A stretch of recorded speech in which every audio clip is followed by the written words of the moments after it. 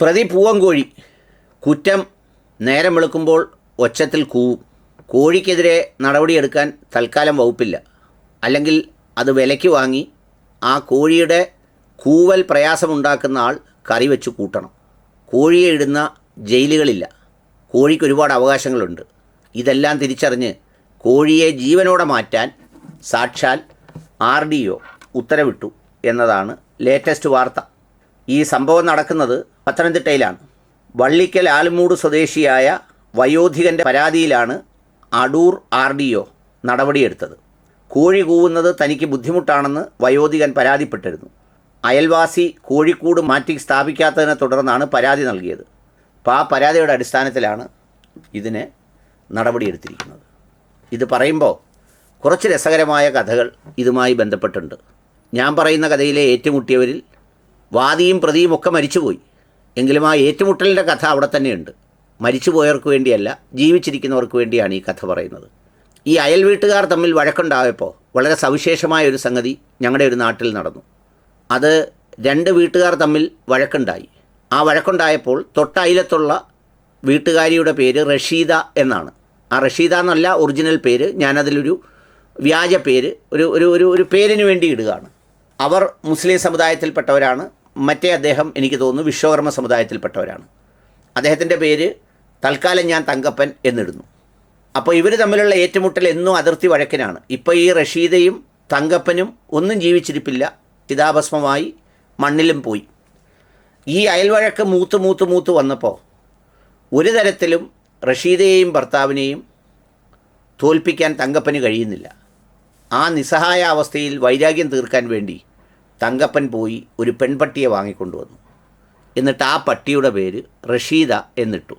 എന്നിട്ട് നേരം വെളുക്കുമ്പോൾ റഷീദ പട്ടിയെ എന്ന് പട്ടിയെ വിളിക്കും. നേരിട്ട് മധ്യസ്ഥ വഹിക്കേണ്ടി വന്നിട്ടുള്ളൊരു സംഭവമാണ്. ഇപ്പോൾ പൂവൻകോഴിയുടെ കാര്യം കേട്ടപ്പോൾ ഓർത്തു പോയതാണ്.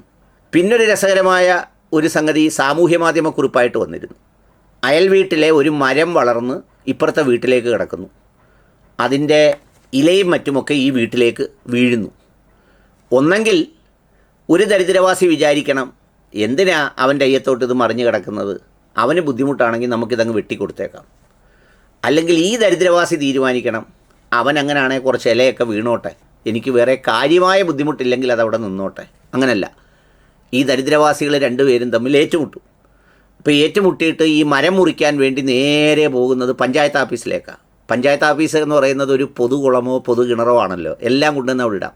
പട്ടി പെറ്റ കണക്കും പിന്നെ പേ പിടിച്ച പട്ടിയുടെ കണക്കും എല്ലാം തിരക്കുന്നത് ഗ്രാമപഞ്ചായത്തിലാണ്. പെട്ടെന്ന് കുറിപ്പുകളായിട്ടാണ് വരുന്നത്. ഇന്നത്ര പട്ടി പറ്റൂ, ഉടനെ വണ്ടി എടുത്തുകൊണ്ട് അവരെല്ലാം കൂടെ പട്ടി പെറ്റ എണ്ണാൻ പോകണം.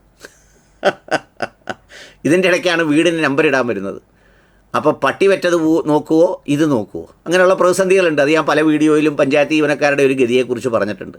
ഏതായാലും പഞ്ചായത്തിൽ പോയാൽ ഇതിൻ്റെ നടപടിക്രമം എന്ന് പറഞ്ഞാൽ പിന്നെ ഫോറസ്റ്റുകാർ വന്ന് വിലയിട്ട്, മറ്റൊരു വന്ന് വിലയിട്ട്, അപ്പീൽ പോയി, അപ്പീലിൻ്റെ പുറത്ത് പോയി, പിന്നെ ഈ 20 മെമ്പർമാരുണ്ടെങ്കിൽ 10 മെമ്പർമാർ വീതം രണ്ട് കക്ഷിയിലും മുറിക്കണമെന്നും മുറിക്കണ്ടെന്നും ഒക്കെ പറഞ്ഞ് തർക്കമുണ്ടാകുന്ന വേളയിൽ എന്ത് ചെയ്യണമെന്ന് ചോദിച്ചപ്പോൾ ഒരു മറുപടി എഴുതിയതാണ് ഒരു കുറിപ്പ്. വേറൊന്നും വേണ്ട, ഈ ആരുടെ പറമ്പിലേക്കാണോ ചരിഞ്ഞു കിടക്കുന്നത് അയാൾ അതിനകത്തൊരു ഊഞ്ഞാലിട്ട് ഭാര്യയും മക്കളുമായിരുന്ന് ആടുകയും മനോഹരമായ പാട്ടിടുകയും ഒക്കെ ചെയ്ത് ഇവർ സന്തോഷിക്കുന്നെന്ന് തോന്നിയാൽ പിറ്റേന്ന് തന്നെ മറ്റേ അയൽക്കാരൻ ഇത് മുറിച്ച് കളയുമെന്ന് പറഞ്ഞു. പെട്ടെന്ന് നടക്കാൻ ഇതേ ഉള്ളു മാർഗം എന്ന് പറഞ്ഞു. പിന്നെ മൂന്നാമത്തെ സംഗതി, പണ്ടൊക്കെ ഈ അതിർത്തികളിൽ മരം കിളിക്കുമായിരുന്നു. അത് കിളിക്കുന്നതിൻ്റെ കാരണം ആരും നടന്നതൊന്നുമല്ല. ഈ ആഞ്ഞിലിക്കായൊക്കെ കാക്ക തിന്നിട്ട് കാഷ്ടിക്കുമ്പോൾ ആ കുരു വീണ് അവിടെ കിളിക്കുമായിരുന്നു. പക്ഷേ മനുഷ്യൻ്റെ സ്വഭാവം മാറുകയും ചെയ്തു. ആളുകളെ ഈ മുള്ളുകമ്പിയൊക്കെ വെച്ചിട്ട് അതിൻ്റെ പുറത്ത് മേളിൽ ഈ ആസനത്തിൽ കൊള്ളുന്ന കമ്പിയൊക്കെ വെച്ചപ്പോൾ കാക്കയെല്ലാം നിക്കറിട്ടു, പാമ്പേഴ്സ് കെട്ടി ഈ പണി നിർത്തി. അതോടുകൂടി ഇപ്പോൾ അതിർത്തികളിൽ മരങ്ങൾ കുറവാണ്. നമ്മളിപ്പോൾ കൊട്ടിഘോഷിച്ച് വനം പരിസ്ഥിതി ദിനമെന്നൊക്കെ പറഞ്ഞ് നടന്നതിനേക്കാൾ ഏറ്റവും കൂടുതൽ മരങ്ങൾ നട്ടത് ഈ പറയുന്ന കാക്കയും പൂച്ചയും അതുപോലുള്ള മൃഗങ്ങളുമാണ്. പിന്നെ പണ്ടത്തെ തലമുറയുടെ നമ്മുടെ ആളുകളും പറമ്പിൽ ഇതുപോലെ മരം നട്ടിട്ടുണ്ട്, തക്കാളിയൊക്കെ. അതെങ്ങനെയാണെന്ന് വെച്ചാൽ അന്ന് പറമ്പായിരുന്നല്ലോ കക്കൂസ്. നമ്മളിത് വിശപ്പിന് എന്തെങ്കിലുമൊക്കെ വാരി തിന്നിട്ട് പോകുമ്പോൾ നമ്മൾ പിന്നെ ഒരാഴ്ചത്തേക്ക് അങ്ങോട്ട് പോയിട്ടില്ലെങ്കിൽ അവിടെ പാവയ്ക്ക, തക്കാളി തുടങ്ങിയവയൊക്കെ കിളിച്ച് കിടക്കുന്നത് കാണാം. ഇനി ഇതുമായി ബന്ധപ്പെട്ട രസകരമായൊരു സംഭവം നമ്മുടെ പ്രളയവുമായി നമ്മൾ കണ്ടതാണ്. എന്താണെന്ന് വെച്ച് കഴിഞ്ഞാൽ വെള്ളം കയറി വന്നപ്പോൾ പെട്ടെന്ന് തന്നെ ഓടി വന്ന് ഗേറ്റങ്ങ് പൂട്ടിയ അമ്മാമ്മമാരുണ്ട്. വള്ളക്കാർ അവരെ രക്ഷപ്പെടുത്താൻ ചെന്നപ്പോൾ വള്ളം കയറാത്തതുപോലെ ഈ മതിലിൻ്റെ പുറത്ത് ഈ റൂഹ് പിടിക്കാൻ വരുന്ന മലക്ക് പോലും വരാത്ത രീതിയിൽ കമ്പി ഉണ്ടാക്കി വെച്ചേക്കുന്നവരുണ്ട്. അങ്ങ് ആകാശത്തോളം ഉയരത്തിൽ മതിൽ കെട്ടി അതിനകത്ത് 100 വർഷമൊന്നുമല്ല, ഒരു 10-300 വർഷം ജീവിക്കാൻ ആഗ്രഹിക്കുന്ന ചില ധനാഢ്യന്മാരായ ആസൂത്രണ വിദഗ്ധരുണ്ട്. ഇതിൻ്റെയൊക്കെ മേളിലേക്കാണ് വെള്ളമൊഴുകി കയറിയത് കണ്ടത്. ഇത്രയേ ഉള്ളൂ കോഴിക്കഥയെക്കുറിച്ചും പറയാൻ. ഇതിൽ അതിൻ്റെ മറുപടിക്കുള്ള എല്ലാ അംശങ്ങളുമുണ്ട്. ആദ്യം മനുഷ്യനാകണം, മനുഷ്യരെ അറിയണം, എല്ലാ കാലത്തേക്കും ഈ ഭൂമിയിൽ ജീവിക്കാൻ വന്നതല്ല എന്ന് മനസ്സിലാക്കണം. ഒന്നെങ്കിൽ വേറൊരുത്തൻ്റെ ദുഃഖം യവന് മനസ്സിലാവണം, അല്ലെങ്കിൽ അവൻ്റെ ഉപജീവന മാർഗം മറ്റോന് മനസ്സിലാക്കണം.